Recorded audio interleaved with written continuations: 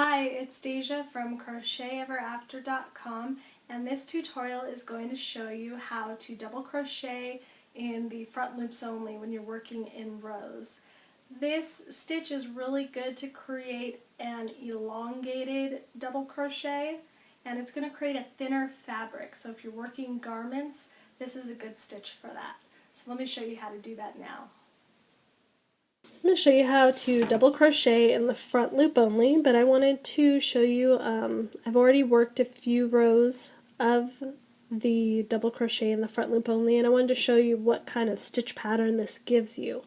So as you can see, right in the middle of this work is a horizontal line, and that is just the back loops that I didn't work on my second row.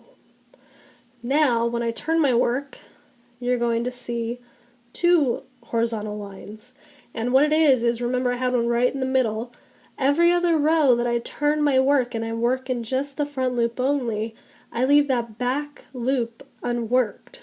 So every other row I'm going to have that horizontal line. And say if maybe you're working a garment and you're working it vertically, you can have these ridges as part of your design. So they can create a really nice interest for your project. And also when you work in just the front loop only, it gives you a flat piece, unlike back loop only where it'll give you a ribbing. It gives you a flat piece, and it also gives you a thinner piece.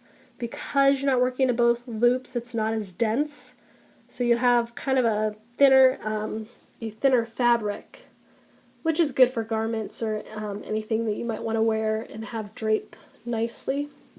So to begin our double crochet in the front loop only, we of course need to chain 3 for height. And then I always count my chain 3s as the first stitch of my row, so I don't work into this first stitch. I go straight to the second stitch. Now you need to figure out which is your front loop and which is your back loop. It looks like I have my stitches right here facing me, which we know is definitely not correct. This is just part of my double crochet. If you get confused, turn your work sideways and you'll see the loops of your stitches along the top. Remember, we look for our V's. So this is my first V that I'm going to skip because my chain 3 counted as my first stitch. And then my second one is right here. So to easily catch my front loop, I stick my hook right between those two loops and then I push up. And that ends up popping me right through the middle of the two loops. So you see my back loop here. I yarn over and pull up the loop, and then I finish off my double crochet. So again, yarn over, right through the middle of those two loops, and then pop it up, and it'll catch just that front loop. Usually you're going to push straight back to catch both loops. But if you just you can also put one of your fingers on top of your back loop so that you don't accidentally grab it, which you'll see that I do as I work across. I kind of hold that down so that when I am pushing through, I only catch that front loop. So I'm going to work all the way across. That's why I made this a short swatch so that you're not having to watch me work this front loop for many stitches. Because it's pretty easy to get the hang of. If you know how to double crochet and you know which is your front and back loop, or once you learn which is your front loop, all you do is work a regular double crochet just through that loop. But I wanted to show you what happens with these loops and how the actual fabric looks once you finish a row. And also what to do in the last stitch of your row. Because the last stitch, at least in my designs, is going to be a chain 3.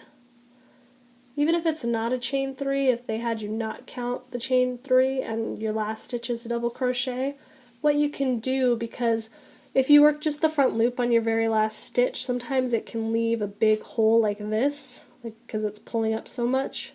You can just work into both loops of your stitch or your chain 3.